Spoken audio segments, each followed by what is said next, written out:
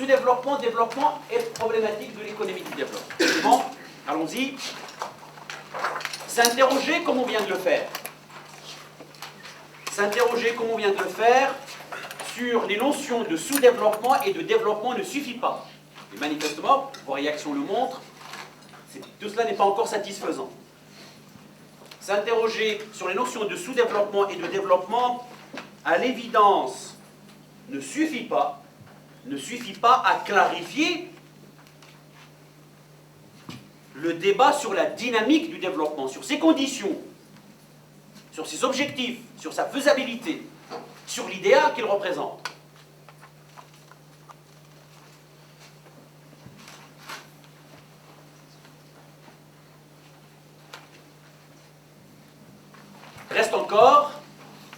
Il reste encore à s'intéresser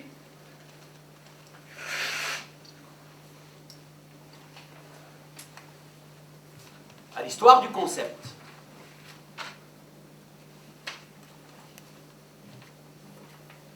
À examiner les principales grilles d'analyse présentes, à ausculter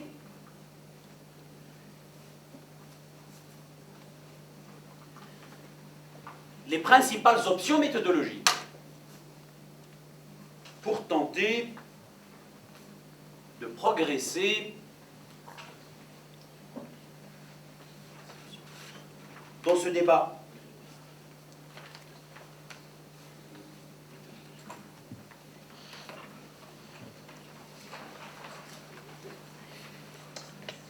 Et on va commencer par ça. Je vous propose donc un premier paragraphe 2.1.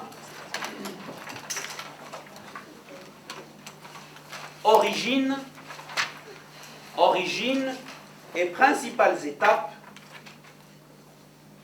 Origine et principales étapes de la réflexion sur le développement.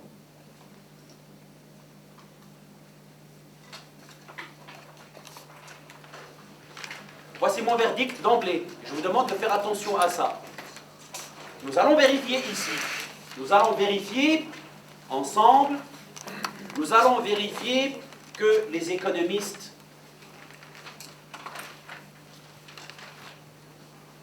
traitent constamment et parlent le langage.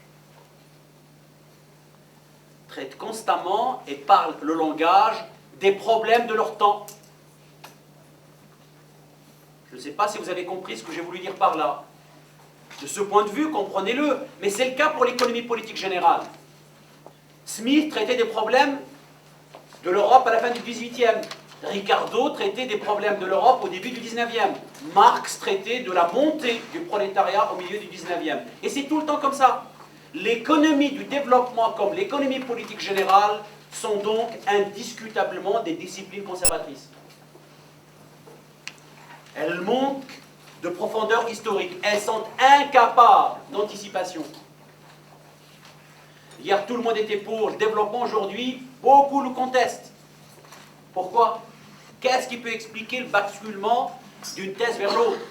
Donc l'économie du développement, indiscutablement, est une discipline conservatrice. On va le mesurer maintenant en passant en revue les principales étapes d'élaboration de la discipline.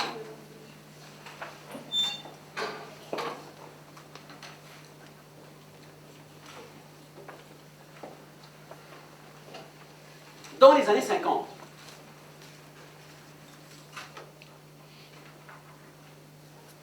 la pensée économique du développement était une pensée coloniale.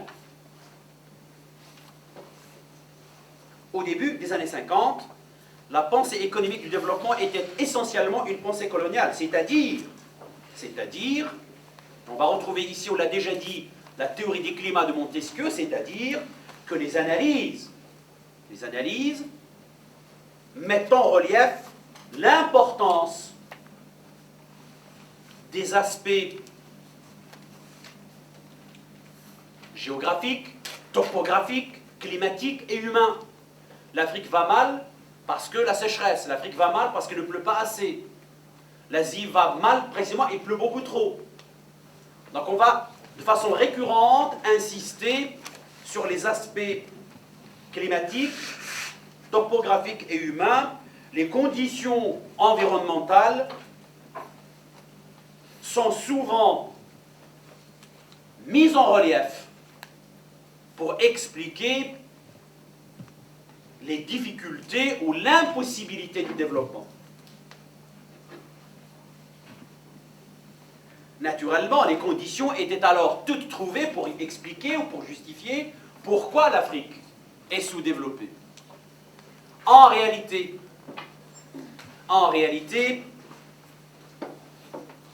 on comprendra beaucoup plus tard que l'Afrique n'est pas sous-développée, on n'est pas essentiellement sous-développée. L'Afrique est maintenue dans un état permanent de sous-développement. L'Afrique est maintenue dans un état permanent de sous-développement. La pensée économique du développement, je pense que vous l'avez compris, était à cette époque inséparable de la domination coloniale. On ne peut pas d'un côté dominer l'Afrique et expliquer que c'est cette domination qui explique son sous-développement. En beauté, on touche. Deuxième étape, à partir du milieu des années 50. À partir du milieu des années 50, plusieurs rapports, travaux et études vont paraître, notamment sous l'égide de l'ONU,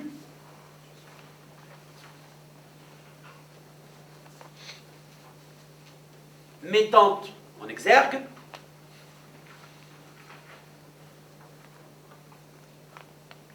les obstacles qui entravent le développement économique, mettant en relief les obstacles qui entravent le développement économique dans les pays insuffisamment développés, vous l'avez compris, et y compris faisant état de recommandations. Voilà pourquoi l'Afrique va mal, voilà ce qu'il faut faire. Donc des travaux, des rapports qui soulignent l'état de sous-développement et font état de recommandations. Ce qui est très important, voilà, le plus important c'est ce qui va suivre. Ce qui est très important, c'est que de manière générale,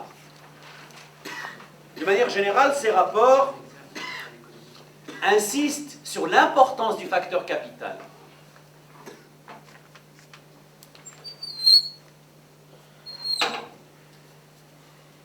Explorent les choix d'investissement.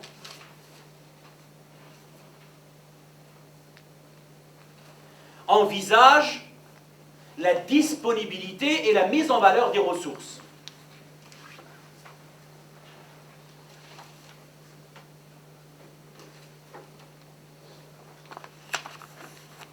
On l'a compris, c'est évident dans les propos, on l'a compris, à cette époque-là, personne ne doutait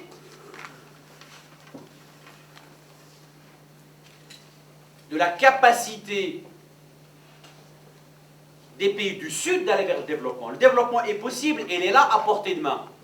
Ce qu'il faut, c'est mobiliser les ressources et faire les choix d'investissement qui conduisent le plus vite. Voilà. Donc non seulement c'est une lecture optimiste des choses, personne ne doutait à cette époque-là que ces pays ne puissent aller vers le développement. La marche vers le développement était simplement une question de séquence, de rythme, et par conséquent de choix d'investissement et de mobilisation de ressources. Donc des rapports optimistes, et les principaux travaux de cette période sont américains ou scandinaves.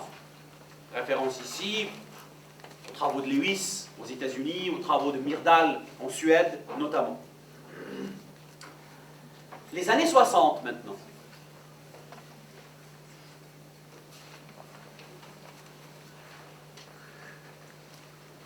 Ah, j'ai oublié les travaux de Prebisch en Amérique latine, Raoul Prebisch. Dans les années 60, vont se succéder, se multiplier un grand nombre d'études. C'est vraiment la décennie du développement de tout point de vue. non seulement c'est la première décennie du développement des Nations Unies, mais c'est vraiment la décennie qui verra le plus grand nombre de travaux qui vont forger tout un état d'esprit et jusqu'à la période d'aujourd'hui. Au cours des années 60, vont apparaître de façon très appuyée un grand nombre d'études qui se consacrent à la question de la croissance économique. Les travaux de François Peyroux datent de cette époque. L'économie du XXe siècle, sans doute l'un des principaux ouvrages de François Peyroux, date de 1961. Mais je viens de le dire, les années 60, c'est aussi la première décennie du développement des Nations Unies. C'est la première CNUSED, 1964, c'est l'appel à l'aide des pays sous-développés, 1% du produit intérieur brut. C'est la mobilisation des organisations internationales pour les pays du Sud. C'est aussi la décennie des indépendances, notamment africaines. Vous voyez donc, la conjonction d'un tas d'événements favorables, tout le monde va se ruer vers ou sur le développement. Et les organisations internationales vont se mêler de ce tohu-bohu. Donc, un grand nombre de travaux qui se consacrent à la croissance. En France, les travaux de Jean d'Arc, de Peyroux, de Destin de Bernis, de Palois et de bien d'autres. Ce qui est remarquable, c'est qu'un certain nombre de fonctions macroéconomiques qui étaient testées ici vont être tout simplement transposées dans le contexte du sous-développement. Au fond, les pays du Sud n'ont qu'à faire ce que les pays riches ont déjà fait. Ça marche. Un certain nombre de fonctions macroéconomiques, notamment des fonctions de production, donc qui évaluent et anticipent la croissance économique, sont transposées dans le contexte des pays sous-développés. L'accent est mis davantage sur la mobilisation de l'investissement, sur la mise en valeur des ressources, sur les projets et les pôles de croissance, de nouveau de Bernis et Peyroux, et sur les effets de propagation de la croissance dans l'espace.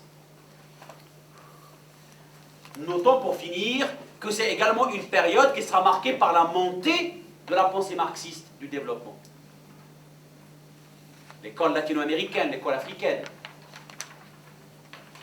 les travaux de Furtado en Amérique latine, les travaux de Samir Amin en Afrique. De manière générale, qu'on soit libéral ou marxiste, cependant, et j'arrête ici sur cette période, de manière générale, qu'on soit libéral ou marxiste, la cumulation du capital est communément considérée comme étant le remède au sous-développement. Sauf que certains le pensent dans le cadre de l'économie de marché et d'autres le pensent dans le cadre d'une économie étatisée ou étatique, voire socialiste. Voilà, la cumulation du capital est généralement considérée comme étant la solution, le remède au sous-développement. Les années 70 maintenant.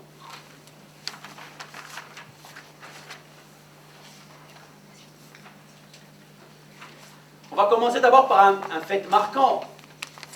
Au début des années 70, à l'exception de quelques États comme l'Angola, comme la Namibie, etc., la plupart des États du Sud étaient indépendants. Indépendants politiquement, j'entends.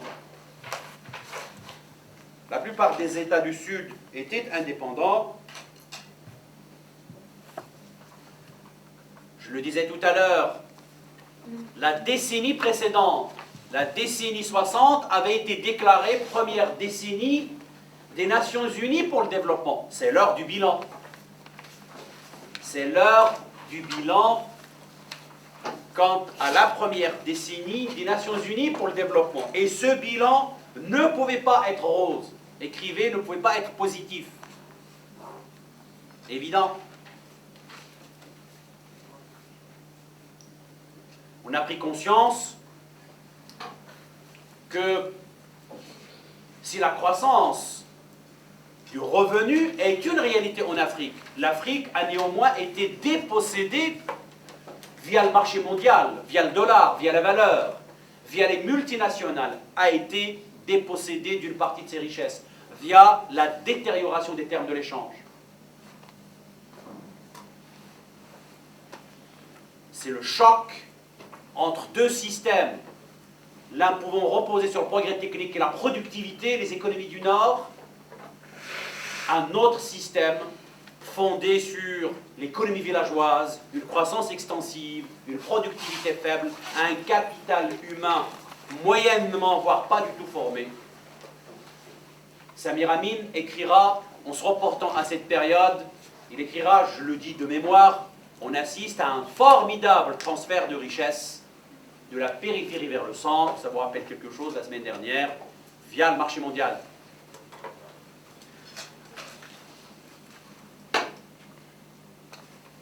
La décennie 70 sera donc marquée par la prise en compte, et c'est fondamental, sera marquée par la prise en compte des conditions internationales du développement. On va comprendre que le développement, ce n'est pas simplement une dynamique endogène, ce n'est pas simplement un secteur privé prospère ou un État qui fait une bonne gouvernance, ou encore la disponibilité sur place de bonnes infrastructures. Le développement n'est pas qu'endogène, et il est aussi exogène, autrement dit, dépend de conditions et de variables qui sont internationales. C'est pour ça, évidemment, que les années 70 seront marquées par la montée, comme jamais auparavant, des idées marxistes. On va contester en particulier l'ordre économique international. On va critiquer la déité. On va revendiquer un nouvel ordre économique international.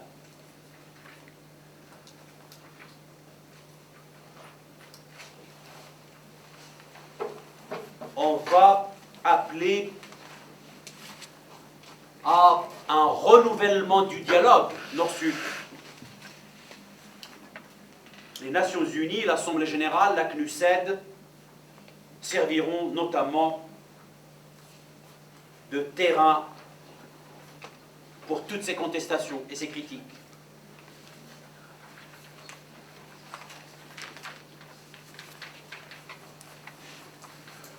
Les années 80. À partir de maintenant, on va arriver vers un contexte que vous connaissez beaucoup mieux.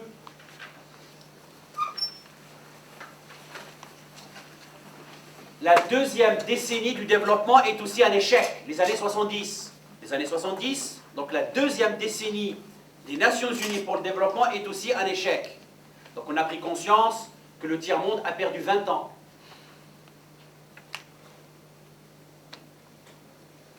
Mais, c'est pas ça le plus important, mais la nouvelle décennie, les années 80, sont marquées par la crise du système de l'économie mondiale, et donc aussi par la crise des économies du centre.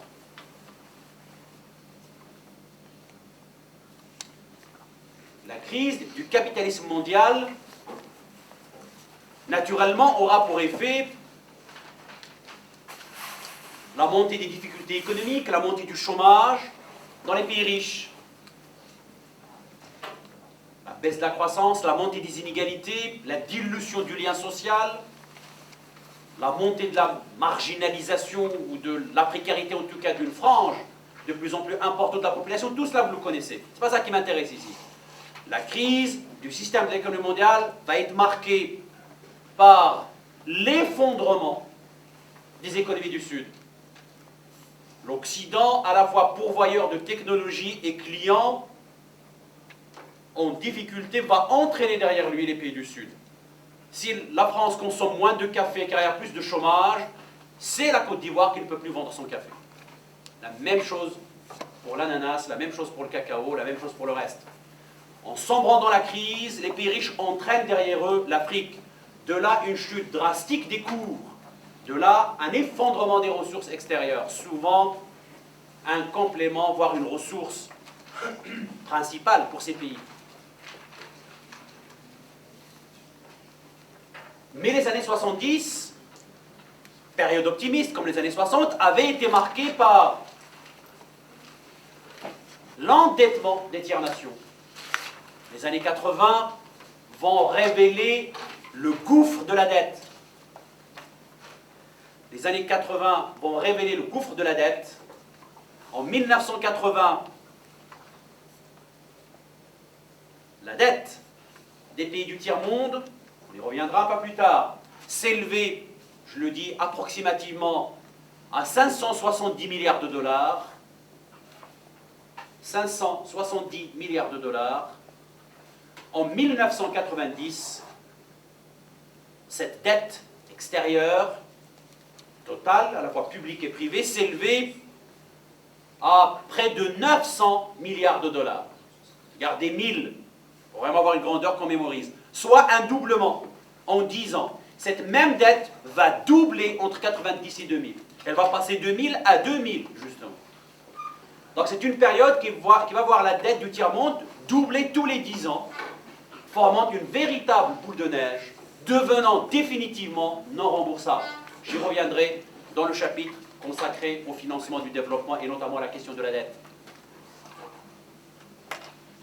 C'est pourquoi les années 80, et j'arrêterai ici pour une pause bien méritée, c'est pourquoi les années 80 seront essentiellement consacrées à la réflexion sur le financement du développement, à la réflexion sur la dette et ses issues, à la réflexion sur la dette et ses issues, remboursées, étalées, échelonnées,